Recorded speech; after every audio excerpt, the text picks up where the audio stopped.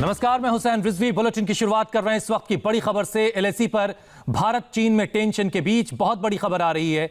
LAC पर अब Miraj 2000 fighter jet को भी तैनात कर दिया गया है। लद्दाख के आसमान में इस वक्त मिराज उड़ान भर रहा है। मिराज 2000 वो लड़ाकू विमान है जिसने बालाकोट एयर स्ट्राइक को अंजाम दिया था, पाकिस्तान में जैश के ठिकानों को तबाह किया था। ये वही फाइटर जेट है जिसने करगिल में पाकिस्तान की कमर तोड़कर रख दी थी।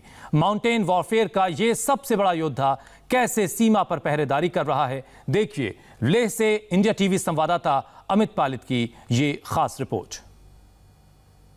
लद्दाख में जिस तरह से टेंशन कायम है उसे देखते हुए एयरफोर्स भी पूरी तरह से तैयार है। इस वक्त मैं आपको जो तस्वीर दिखाने जा रहा हूं, आप देखिए मिराज 2000 जो फाइटर एयरक्राफ्ट है भारतीय वायुसेना का, इस वक्त आसमान की ओर बढ़ता हुआ जा रहा है, हवा को चीरते हुए।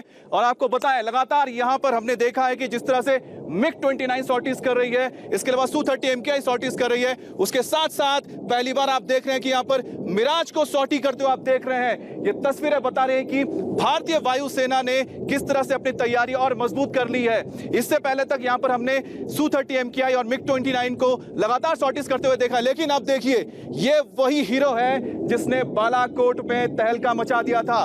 मिराज 2000 जिसकी रफ्तार है करीब 2500 किलोमीटर प्रति घंटे की, रेंज है करीबन 1500 किलोमीटर की। लेकिन आपको बता दें कि ये जो विमान है इतना जबरदस्त है कि इसने बालाकोट में जो आतंकवादी अड्डे थे पाकिस्तान में घुसकर इसने तहलका मचा दिया था। और आज वो एलएसी पर चीन की सीमा पर तैनात किया गया है, जो ये बात बताती है कि जो आईएफ है यानी कि इंडियन एयरफोर्स है, उसने अपने सभी फ्रंट लाइन बेहतरीन विमानों को एक बार फिर से तैयार रखा है कि ताकि अगर कुछ भी इमरजेंसी होती है, कोई ऐसा सिचुएशन होता है जहां पर चीन को जवाब देना पड़े, तो वहां पर सिर्फ MiG-29 नहीं, Su-30 MKI नहीं, बल्कि जो आवाज आप सुनिए ये है मिराज 2000 की आवाज ये बताती है कि भारतीय वायुसेना किस तरह से तैयार है। और इसकी आवाज जब एलएसी को क्रॉस करके चीन के होटान बेस तक जाएगी तो वहां पर मौजूद तमाम जो फौज है, चीनी फौज, वो कांप जाएंगे, क्योंकि उनको पता है कि मिराज 2000 ने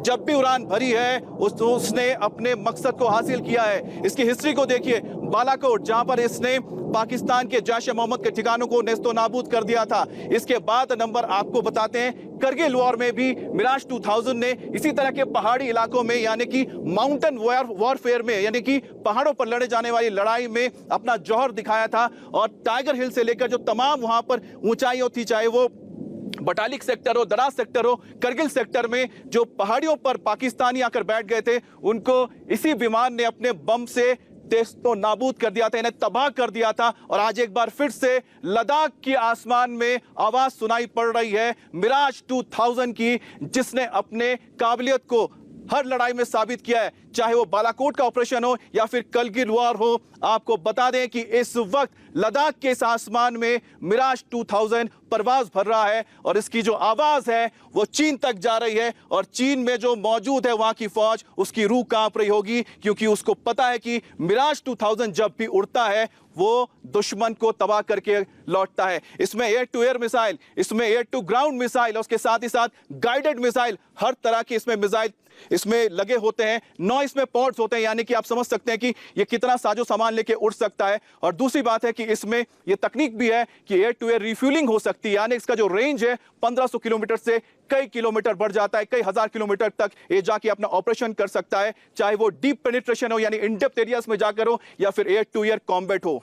तो साफ है कि एलएसी पर अगर हमारी फौज तैनात है, पाकिस्तान हो चाहे वो चीन हो, ये सबको पता है कि जब मिराज 2000 उड़ता है तो वो अपने दुश्मन को तबाह करके ही लौटता है। कैमरा पर्सन जहान शर्मा के साथ अमित पालित, इंडिया टीवी, लद्दाख। अमित पालित की रिपोर्ट बता रही कि मिराज का उड़ना सीमा पर हमारी तैयारियों को दिखा रहा है। लद्दाख में भारत को आज ये तैयारी इसलिए करनी पड़ रही है क्योंकि सीमा के दूसरी तरफ चीन ने युद्ध की तैयारी पूरी कर ली है।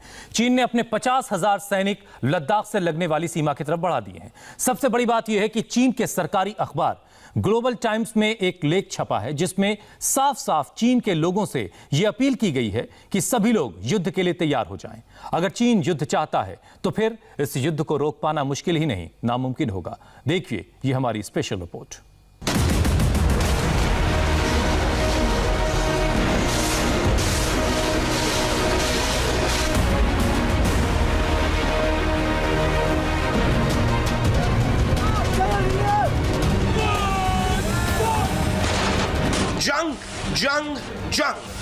सिर्फ जंग। चीन के दिमाग में इस वक्त सिर्फ और सिर्फ जंग ही है।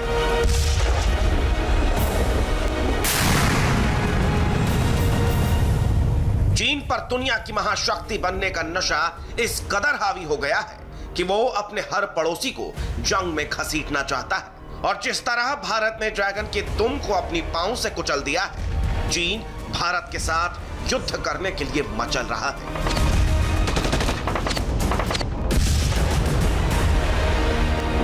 जरा देखिए, यह है चीन का सरकारी अखबार ग्लोबल टाइम्स।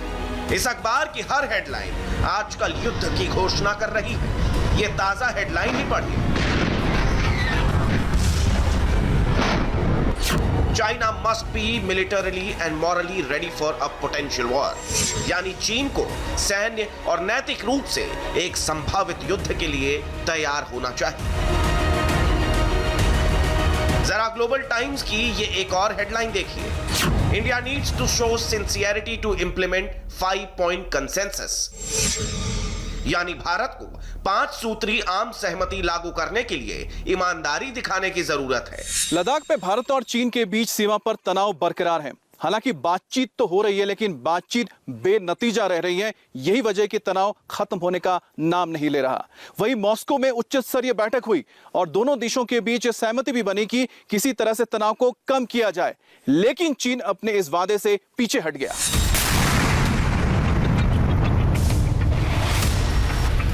इसकी वजह है चीन का सरकारी मीडिया, जो लगातार भारत को धमकियां दे रहा है।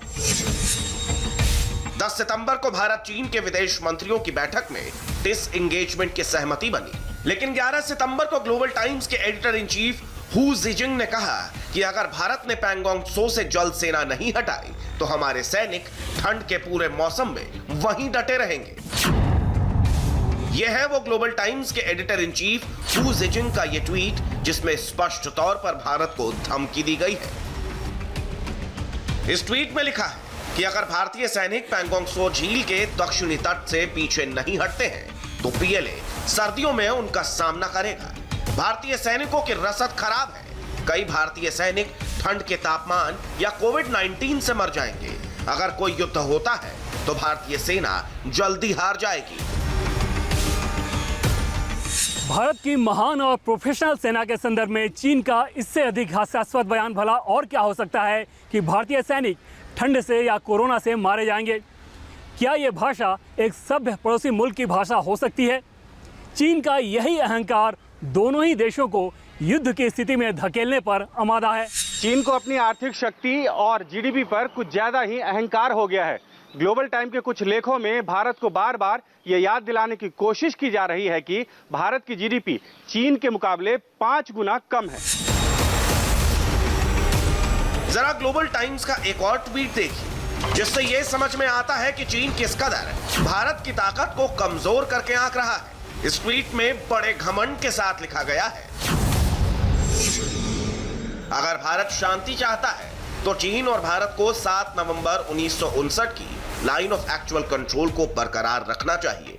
अगर भारत युद्ध चाहता है तो चीन उस पर यह कृपा करेगा। आइए देखें कि कौन सा देश दूसरे को मात दे सकता है। चीन की सरकारी मीडिया ग्लोबल टाइम्स की भाषा पर जरा गौर कीजिए। ग्लोबल टाइम्स कहता है कि भारत को 7 नवंबर 1959 के एलएसी को मानना चाहिए। इसका मतलब है कि वो भारत को 61 साल पीछे ले जाना चाहता है, जब लद्दाख में भारतीय सेना के कैंप्स बहुत ही कम संख्या में थे। लेकिन आपको बता दें, सच्चाई यह है कि लद्दाख हमेशा से भारत का हिस्सा रहा है।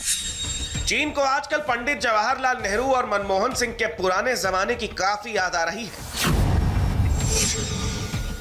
ग्लोबल टाइम्स लिखता है कि साल 2005 में तत्कालीन चाइनीज प्रधानमंत्री वेन जियाबाओ ने दोनों सरकारों द्वारा संयुक्त बयान पर हस्ताक्षर करने से पहले भारत के तत्कालीन प्रधानमंत्री मनमोहन सिंह के साथ महत्वपूर्ण वार्ता की थी, जिसमें दोनों पक्षों ने शांति और समृद्धि को बढ़ावा देने के लिए एक रणनीतिक साझेदारी की स्थापना की घोषणा की थी।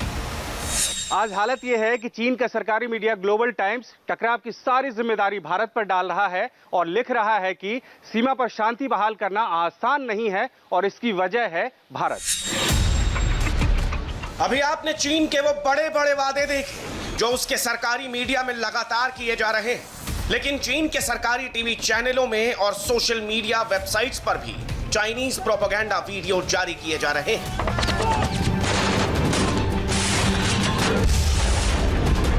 चीन की नीयत क्या है, आप इस वीडियो से समझ सकते हैं, जो चीन के ही सरकारी मीडिया की तरफ से जारी किए गए हैं। जरा इस वीडियो में चीन की हेकड़ी देखिए। वीडियो के माध्यम से चीन ये दिखाना चाहता है कि उनके सैनिकों को ड्रोन के जरिए नूडल्स पहुंचाया जा रहा है। वीडियो में दावा किया गया है कि ड्रोन्स के जरिए चाइना के फ्रंटलाइन सोल्जर्स सर्द मौसम में भी गर्मा गर्म खाने का लुत्फ उठाएंगे।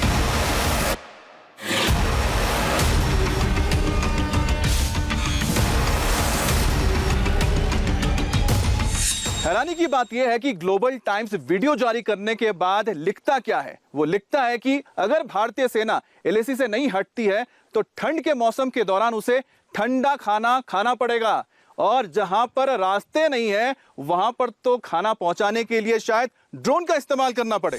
कुल मिलाकर ऐसा लगता है कि चीन सर्दी के मौसम में कुछ बड़ा करने की योजना बना रहा है, क्योंकि चीन में मौजूद अखबार जो डिफेंस पर लिखते हैं तो कई दिनों से लगातार वो लिख रहे हैं कि अगर भारतीय सेना एलएसी से नहीं हटती है तो ऐसे में भारत के लिए उन तक रोजाना रसद पहुंचाना बेहद मुश्किल काम साबित होगा। पिछले 3 दिनों से चीन के सरकारी टेलीविजन पर लगातार वॉर एक्सरसाइज के वीडियो जारी किए जा रहे हैं। चीन की सेना तिब्बत में लगातार युद्धाभ्यास कर रही है। इस तरह के वीडियोस में चीन के सैकड़ों टैंक्स और चीन के हजारों जवान नजर आ रहे हैं। चीन के सैनिक रूस की सेना के साथ ड्रिल में हिस्सा लेने के लिए जा रहे हैं, लेकिन चीन का यह वीडियो भी झूठा साबित हो रहा है। दरअसल चीन का सरकारी मीडिया जिस युद्धाभ्यास की बात कर रहा है वो 21 सितंबर से लेकर 26 सितंबर तक होगा, लेकिन एक्सरसाइज होने से पहले ही चीन ने उसका वीडियो जारी कर दिया। इससे अंदाज़ा लगाया जा सकता है कि चीन कितनी बौखलाहट में है कि झूठे वीडियो भी जारी कर रहा है। देखा जाए तो ये चीन की घबराहट का सबूत है कि चीन अपने एक्सरसाइज के ट्रेलर वीडियो भी जारी कर रहा है। चीन अपने देश के अंदर भी युद्ध का माहौल बना रहा है। ग्लोबल टाइम्स की इस खबर में चीन के लोगों को युद्ध के लिए तैयार रहने के लिए कहा जा रहा है। ग्लोबल टाइम्स लिखता है कि चीन के लोग युद्ध नहीं चाहते, लेकिन हमारे कई पड़ोसी देशों के साथ क्षेत्रीय विवाद है। अमेरिका इन पड़ोसी देशों को चीन के खिलाफ इस्तेमाल कर रहा है। अमेरिका के दम पर ये देश चीन के साथ अपमानजनक व्यवहार करने की कोशिश कर रहे हैं। ये ताइवान का भी सवाल है, जो हाल के दिनों में चीन की मुख्य भूमि को युद्ध में शामिल करने के लिए मजबूर कर रहा है। हाल के दिनों में जितना हम युद्ध से बचना चाहते हैं, उतना ही युद्ध में घसीटने की कोशिश हो रही है। इसीलिए चीन के लोगों के अंदर एक युद्ध में शांति से शामिल होने की हिम्मत होनी चाहिए। युद्धों को लापरवाही से नहीं लड़ा जा सकता है, और हमें युद्ध लड़ना है तो हमें युद्ध जीतना भी चाहिए। तो एक तरफ चीन का सरकारी भोंपू भारत को धमकी देने की कोशिश कर रहा है, तो वहीं एलओसी पर पाकिस्तान भी साजिशें रचने में लगा है। ऐसी एक आतंकी साजिश को आज बीएसएफ ने नाकाम कर दिया है। पूरी खबर आपको बताएंगे ब्रेक के बाद।